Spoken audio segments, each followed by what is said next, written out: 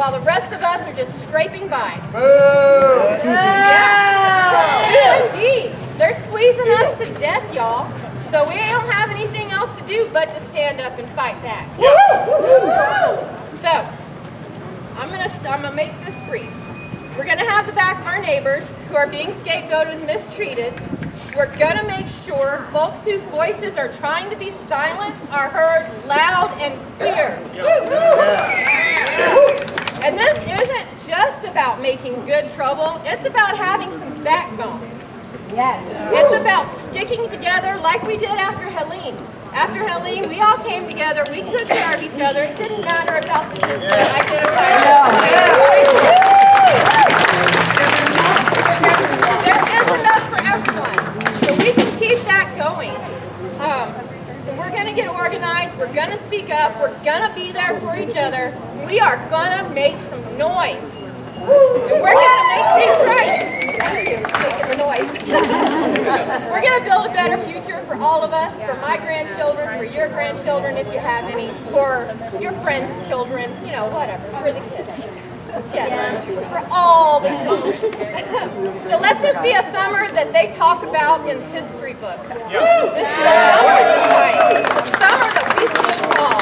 So be sure that you sign in so that you can be made aware of all of the things we have coming up. We've got some petitions that you can sign on here. We're going to have some direct action trainings coming up. So stay involved. Let this be our summer of defiance.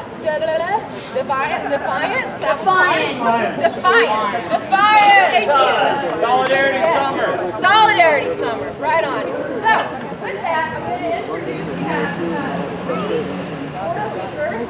First up is Brandy. There you are.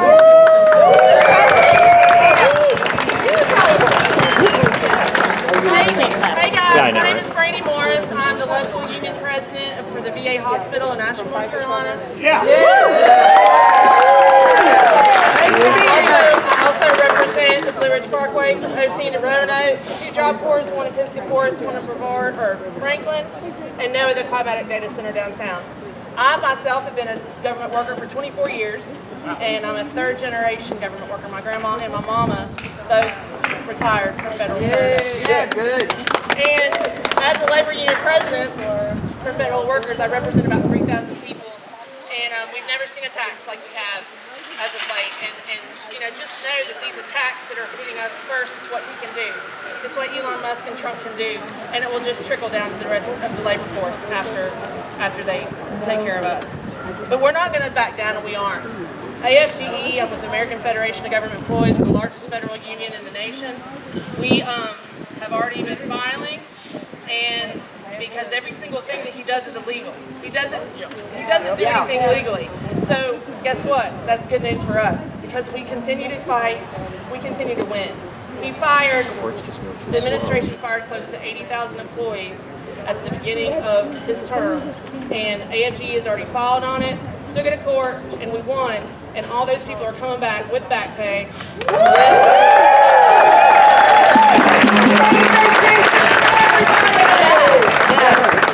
And so, you know, we just got to keep fighting, and I've been going, you know, all kinds of places with my staff and with other union labor-loving folks. You know, we've been to DC. I was up on the Hill. We've been to the General Assembly. I think I do a protest at least twice a week, which I'm here for it. You know, this is what I was called to do, and I took an oath as president to be the voice for people that couldn't speak for themselves. So you guys being out here with us with your voice, it gives us so much support and so much hope, because I'm tired. You know, I'm really tired. I have to talk to staff that, you know, they've not only lost their homes in Hurricane Helene, now they've lost their jobs. So you guys being out here is just amazing. The spirit, the camaraderie, the solidarity. I appreciate y'all. Keep fighting, keep raising hell, and let's do it. Let's go.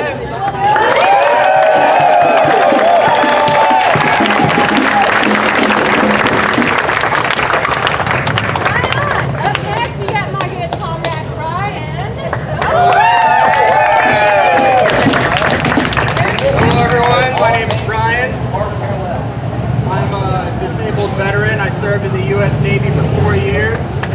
I served overseas for 4 years. Thank you. Thank you, Brandy, for working with the federal workers. As a veteran, I actually require the help of federal workers all the time. Practically every veteran does. Because when we come back from our service, especially if we go overseas, we incur scars, both mental and physical.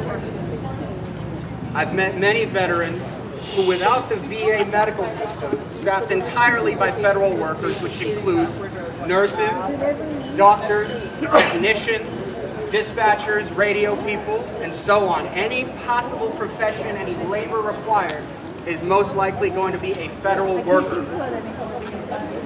You would think that those purporting for the billionaire agenda would feel shame for wanting to gut. They have no shame. Exactly, no shame. They have no shame for trying to gut the federal government of everything except for police and military operations that they want to bolster. A veteran is a member of the working class who at one point in their life swore an oath to carry out the political will of this government, a government currently being scraped away by that billionaire agenda. A veteran is someone who at one point chose to serve this country, and it was sent across the world. And unfortunately, in wars that are created by the billionaire agenda, workers across the world are caught in the crossfire and they are hurt or killed. I can tell you this because I am someone who went overseas to serve this country. I'm here to tell you, as a veteran. May I say something? We are a free talk, you know, free speech. This is America, no? May I say something? You want me to me? 1 minute. 1 minute. And this is a democracy. You see, no, that's half God. It doesn't democracy. You know, permit me to go. Take care. Take care.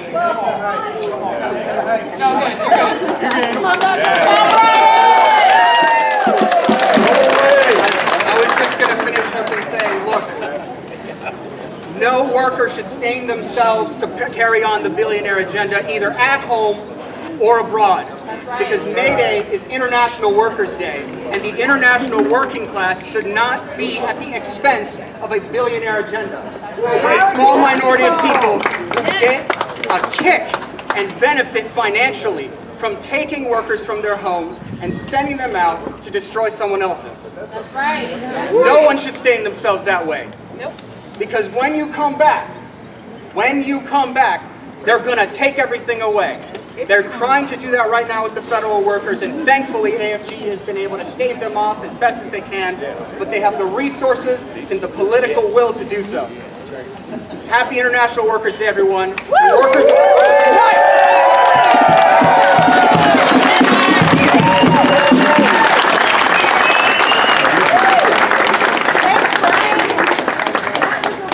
Interruptions, but here we are. And next we have my good friend Timber with Sunrise.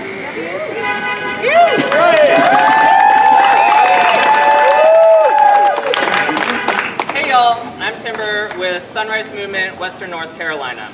We're part of a national youth-led movement organizing to stop the climate crisis and win a Green New Deal. This requires ending the reign of fossil fuels, investing in black, brown, and working class communities, creating millions of good-paying union jobs. We're on a mission to build a world that works for all of us, not just billionaires. This work is so urgent because the climate crisis is here. I don't need to tell y'all, we all experienced it. Helene was a man-made climate disaster. 2024 was the hottest year on record, and 2025 is on its way. I grew up in Western North Carolina and remember when it was rare to have a 90-degree day. Y'all? I'm a landscaper, and let me just tell you, working outside in that weather is brutal. And now this administration is trying to block OSHA protections for workers in heat. I'm 35, and I have experienced at least 3 once-in-a-generation floods. This cannot be our new normal. Instead of taking this threat seriously, our government is doubling down on fossil fuels and is selling out our communities and our future for short-term profit. The Trump administration is bought by fossil fuel billionaires and now is trying to tell us climate change is good because it'll create more beachfront property. Try telling that to the people on the coast that have lost their homes to rising sea levels. Tell that to our neighbors who lost their lives. This administration and their enablers in Congress don't care about us. They are cutting services that working people rely on to give massive tax cuts to the people that need it the least. They want to roll back regulations that limit greenhouse gas emissions, protect our land, water, and ecosystems, and our health. And polluting corporations will get the profit and we will pay the price. We have been lied to for decades and told a green transition is too expensive. But here in Western North Carolina and around the country, from the hollers of Kentucky to the beaches of Hawaii, we know the price of doing nothing.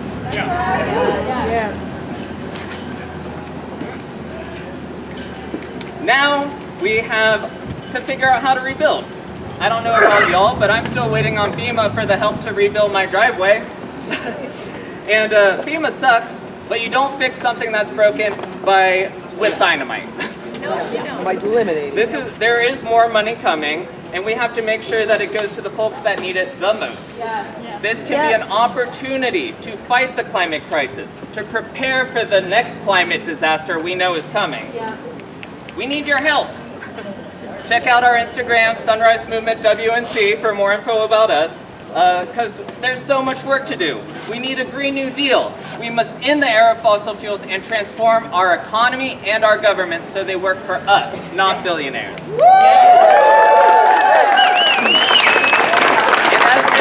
If the storm taught us anything, it's what we can do when we come together as a community to take care of our neighbors and fight for our future. I believe that we will win. I believe that we will win. I believe that we will win. I believe that we will win. I believe that we will win. I believe that we will win. I believe that we will win. I believe that we will win. I believe that we will win. Thank you.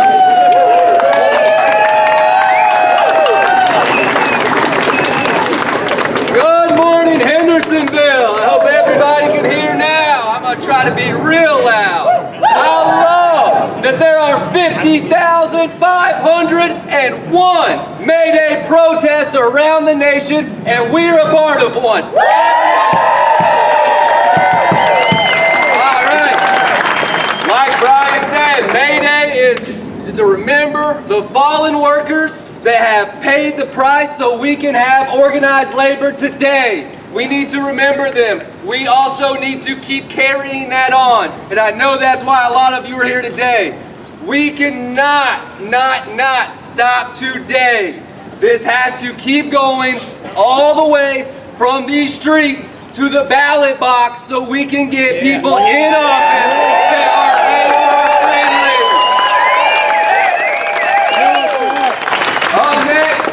going to have Jen Hampton read us a letter that we're going to give to Tom Tillis. And then we're going to march down and we're going to give another one to Chuck Edwards telling them how much of a disgrace of a job they're doing, not standing up for the people and hanging out at the country club. They're not going to be here today. They're not at the public hearings. They don't want to know what we have to say. They do not care. So I appreciate you guys coming out today. Keep it going all summer long.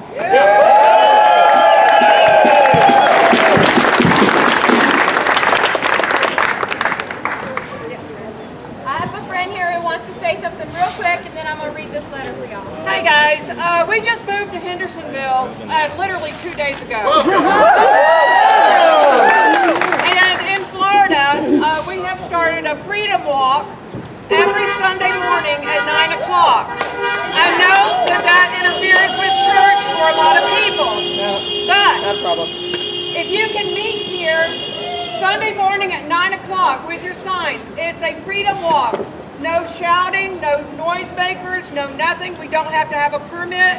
We'll walk, I think, this way, go up Church Street, back down and down King, and then back to the courthouse, get some good exercise, some fresh air, smile at people, peace sign. And I want this to go nationwide. So if you want to share this with your friends all over the place, 9 o'clock Sunday morning, nobody will ever have to wonder, when do we next meet? When are we going to do something? So you could do that for me. 9 o'clock Sunday morning, we'll be here.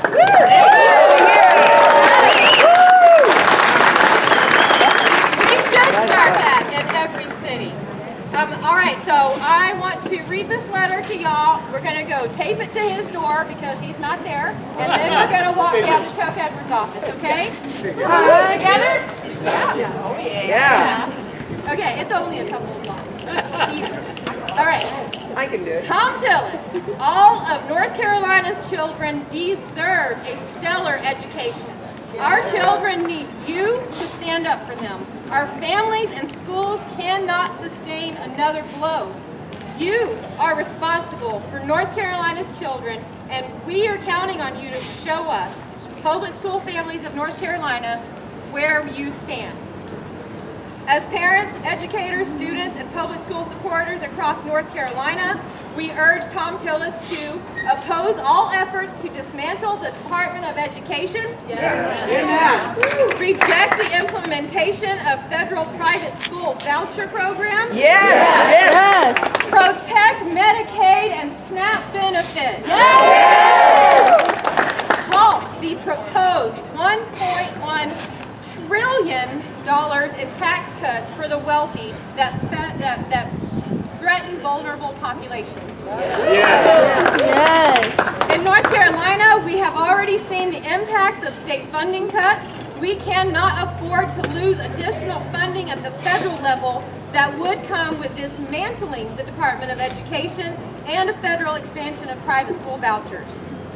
Already in North Carolina, we see children struggling to learn in classrooms without enough educators, school years starting late because the buildings have mold, lack AC in the summer, and overall unsafe to learn in.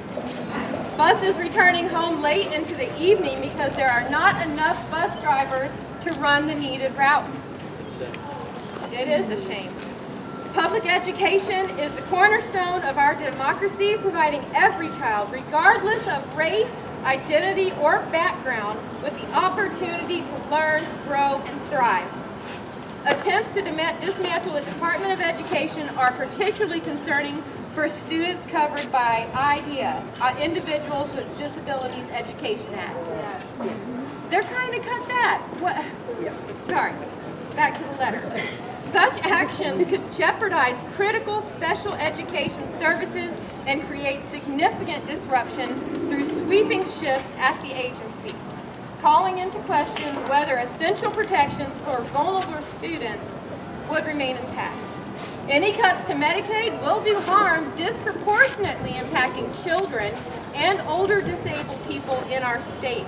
Over 1.4 million children in North Carolina are covered by Medicaid, and school districts rely on Medicaid funds for health services and salaries for school health staff. Despite these hardships, we have seen amazing things happen for our children thanks to dedicated educators. All of North Carolina's children deserve a stellar education. Our children need you, Tom Tillis, to stand up for them. Yes. Our families and schools cannot sustain another blow. You are responsible for North Carolina's children, and we are counting on you to show us where you stand.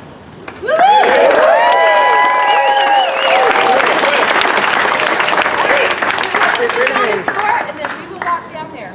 Hey, everybody, let's thank the band.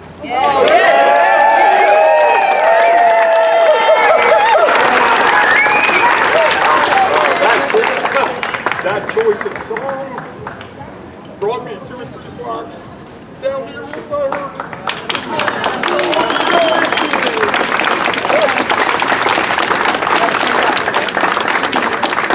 Not only that, they're cute.